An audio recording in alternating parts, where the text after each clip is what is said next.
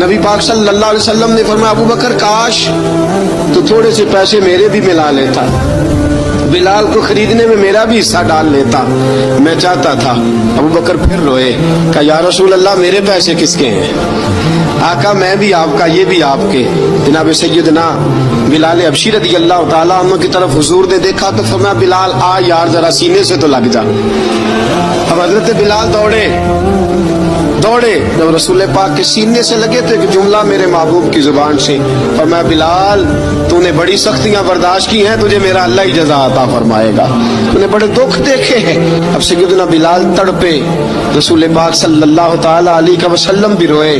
حضور نے اپنے ساتھ بٹھا لیا سیدنا بلال کو، حضور نے گھر پیغام بھیجا، فرمایا ختیجہ گھر میں کچھ ہے تو بھیجو، بلال آیا ہے۔ اب حضرت خدیجہ الکبریٰ اندر سے کیا آواز دیتی ہیں، کہتے ہیں